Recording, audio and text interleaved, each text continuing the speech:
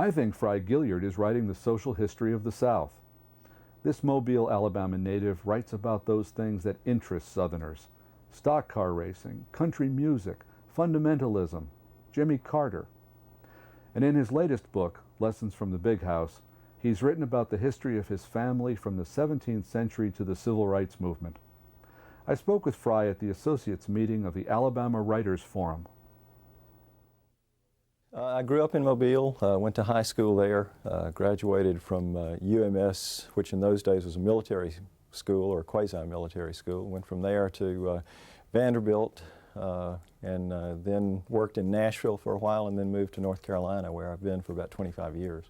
You're in Charlotte? In Charlotte, that's right. You had a long career with the Charlotte Observer. Did you do straight reporting, feature reporting? What did you do for them? I was with the Observer so long that I did everything. I mean, I was there like 18 years, and when I first came, I covered the school busing controversy, which was in full swing at that point. Charlotte was the national test case for busing to desegregate schools, and so I covered that for about 3 or 4 years, and then they put me on the music beat for a while, and I covered country music and rock and roll and sort of what I call lowbrow music, which I had a good time with. And then I was a religion writer, then I was a columnist and editorial writer, and then Southern editor for the last 3 or 4 years that I was there, which meant that I traveled around the South and wrote about the South. All those years that you were a full-time reporter, you also managed to write a half a dozen books. How did you manage to do that? Yeah, it was hard. I mean, I really wanted to do it, I guess, is the short answer to that question. I mean, when you're young and hungry, sometimes you push yourself farther than maybe you would today. In some cases, I had really thoughtful editors who made time for me to do that and gave me a flexible enough schedule where I could. But, you know, sometimes it's just a matter of writing a book on top of having a full-time job and just staying with it until it was done and hoping you were concentrated enough on the book to make it worthwhile. Well, you did the thing all writers are advised not to do. That is, you quit your day job. How do you feel about that now, 5 years later? And would you advise other writers to go freelance? The shortest answer is hang on to your day job, I think. I mean, it's hard. It really is to make a living as a freelance writer. I saw a study, I don't know how valid it was, but a study a year or two ago that said the only profession that earns less money than freelance writers are migrant workers, and sometimes in the last 5 or 6 years that has seemed pretty true to me. But you know, I've been at it now for 5 years, and I've stayed busy, and I've done the stuff I wanted to do. You know, had a couple of books that sold reasonably well, and in every case have done things that seemed important, at least to me at the time. So you know, it's been an enjoyable experience. It's helped by the fact that I have a wife with a gainful employment, but it's still, you know, it's touch and go sometimes. Well, you lived in Nashville, and as a writer you've covered country and western music. I guess it's called just country music now. Tell me, as a non-fan, why should I like country music? Well, first let me give a little bit of my background and how I came to it. I went to Nashville not as a country music fan. I was there as a student. Every now and then, kind of as a lark, we would sneak down to the Grand Ole Opry and sneak in the back door and watch the last major acts. They weren't taking admission anymore, and so we would just kind of go in and just sort of watch. And by osmosis, you get some sense of what maybe is going on. I think the thing that hooked me, that made me take it seriously, probably more than any other single thing, was when Johnny Cash in the late 60s and early 70s had a national television show, summer replacement show, that he taped at the Ryman Auditorium in Nashville. And the thing that he did that was so interesting was that he brought folk singers like Pete Seeger and Arlo Guthrie and Joan Baez and Judy Collins and Bob Dylan, people like that. And he also brought country singers like Merle Haggard and Charlie Pride and Waylon Jennings and people like that. The fans of those two forms of music were at each other's throats in those days. We were polarized by the Vietnam War and by all of the social upheavals taking place in the country. And the forces pushing for change, whether it was civil rights or whether it was anti-war or whatever, very often embraced the folk music tradition. And the people who were made nervous by that very often embraced the country music tradition. And what Johnny Cash said was, actually, this is the same tradition, that it all sprang from the same source, and even now there's this cross-pollinization that's very important. And I got to thinking about that, and it seemed like music was kind of foreshadowed the political and social reconciliation in the country that came a little bit later. And I started talking to some musicians, thoughtful people in Nashville about that, and they said, well, yeah, that happens all the time. They said, you know, look at Elvis Presley, for example. He started singing the music of the Black South and the White South, and that became rock and roll in the 1950s. You know, maybe a decade before there was other kind of integration in the South. You can make too much of that, but what they're saying is that music is often a window on the soul or the heart of a region. And so I began to look at country music that way, and found myself drawn to the best of what I thought was the best of country music. And there were some really fine artists like Emmylou Harris, a nice Alabama girl, who was, you know, just doing wonderful stuff, it seemed to me, that really reminded us of who we were as people. So I kind of looked at music that way, and that's why I was drawn to it. Well, was there a feminist dimension to that also, in the lyrics, say, of singers like Tammy Wynette or Loretta Lynn? Yeah, I think so. In the 1970s, there was a real, they wrote about the world from a woman's point of view, and sometimes it was from a country, rural woman's point of view, but some of Loretta Lynn's songs were real foreshadowings, I thought, of the feminist consciousness that was coming to the forefront in those days. So I thought that country music, the book I wrote about country music, it was called Watermelon Wine, but it was almost the world according to country music. I mean, I looked at the world through the lyrics of country music and tried to see what the music told us about ourselves at that particular time. Well, some of those lyrics were actually about women's loneliness and their sexual need while on tour. Yeah, Tammy Wynette did songs like that. Loretta Lynn did. Dolly Parton did, and others have since. I think the women in country music in the last 20 years have made extraordinary contributions to that genre. And today, when it seems to me that that top 40 country on radio has narrowed and turned in on itself and is no longer as artistic as it was maybe a decade ago, some of the people who buck that trend are women. Well, changing the subject slightly, I happen to know that the Founding Fathers had hoped that after people were served as President of the United States, that they would continue to serve the country in a whole variety of other ways. It's one of the reasons, in fact, that they made the age requirement for the presidency as low as they did. It hasn't worked out the way they thought it would.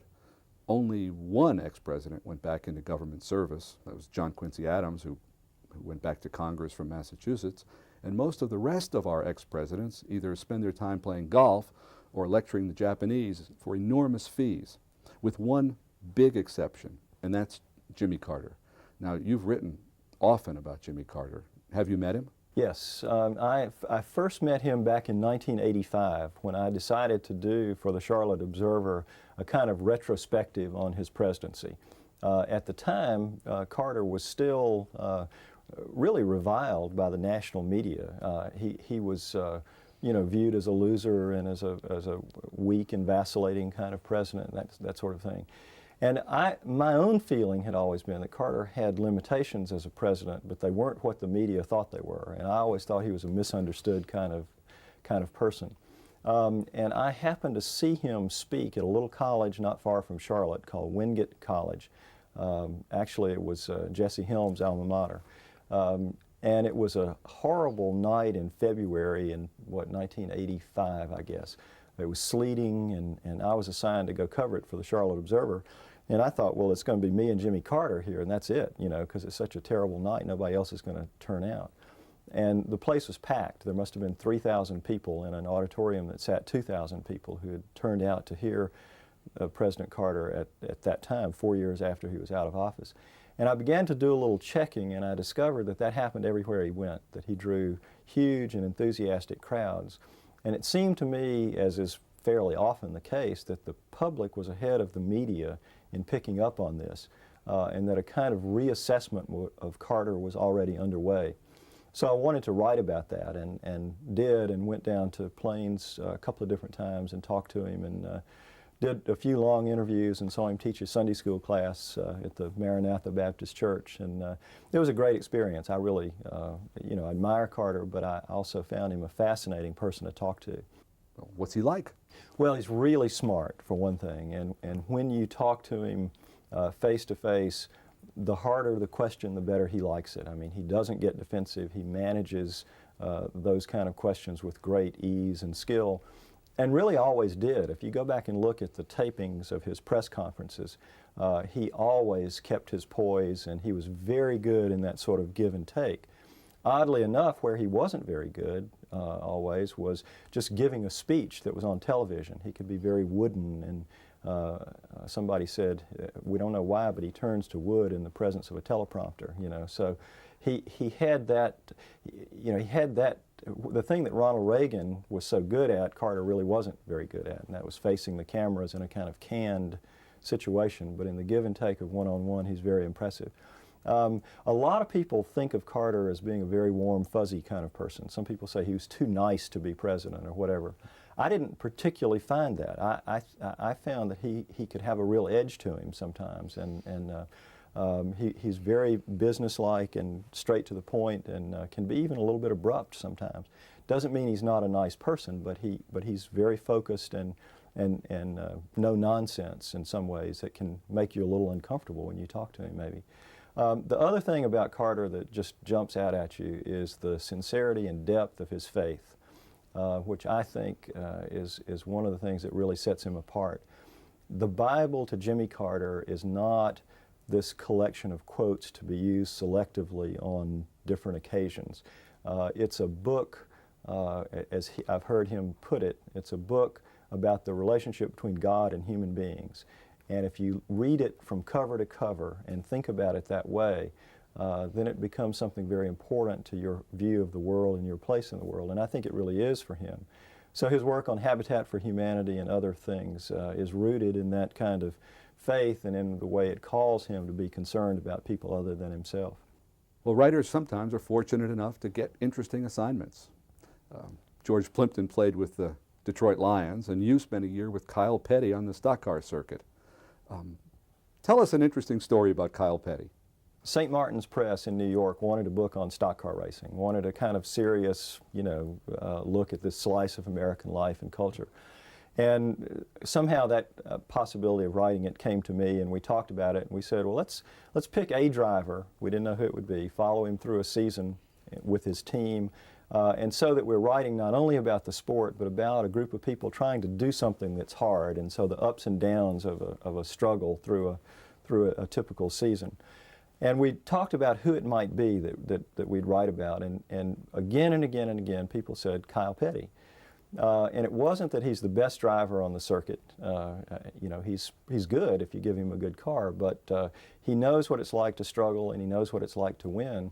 But the main reason that people suggested him is because he's this very bright, articulate guy who has all kinds of interest. And we knew that, if you spend a year with somebody, they can get tired of you and you can get tired of them. So it's good if they are interested in more things than going fast and turning left. And it turned out that Kyle was. In the very first conversation that we had, I had kind of composed this little speech about why he should do this, why he should let somebody take notes on everything he did for a year, write about it with him having no editorial control whatsoever of the final product. I mean, I wouldn't agree to that, but I had concocted these reasons why he ought to. And I started into my presentation, and he said, yeah, let's do it. And I said, wait a minute, I've got this great speech, don't you want to hear the whole thing? But he said, no, let's just do it. And the reason it turned out was that he loves books. He reads 2 or 3 books a week. When I met him, he had just finished reading all of John Steinbeck's books. He had started with The Grapes of Wrath and read through the whole stack of Steinbeck that he could find at the library. And I talked to him about that, and he said, I started racing when I was like 17, right out of high school, or 18. And he said, I realized a couple of years into it that I didn't know anything. And I didn't want to grow up ignorant. I didn't want to spend my life not knowing anything about the world except for fast cars. So he reads everything you can think of. And one of the only problems in writing about him was that when I would want to talk to him about racing, he'd want to talk to me about books, and it was hard to keep him on the subject. All of that was a great surprise to me.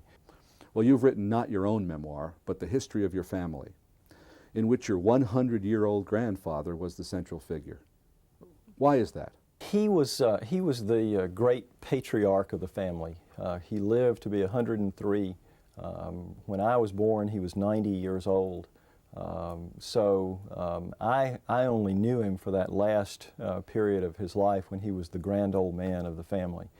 And one of the things that he did to keep himself interested in the world, other than going to work every day as a lawyer until he was 100 years old, was also to work on the genealogy of the family, to update it.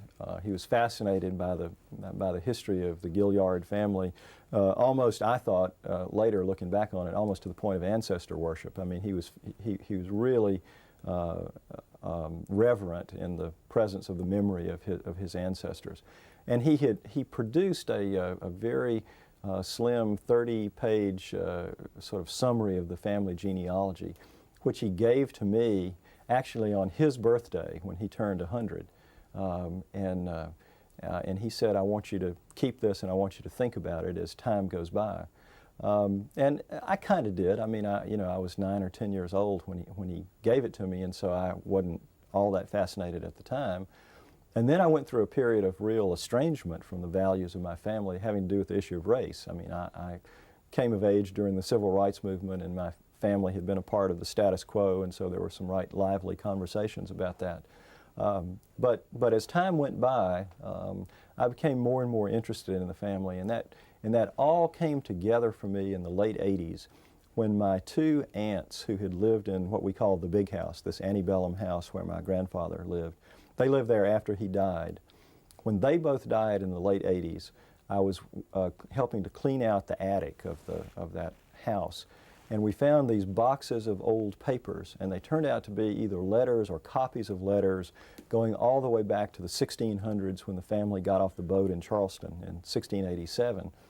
And I began to read these letters, and the thing that was so startling was that the voices reminded me so much of my grandfather or even my father, so that it was almost like personalities and traits of character had been handed down for generations. And I just wanted to know these people, wanted to know who they were.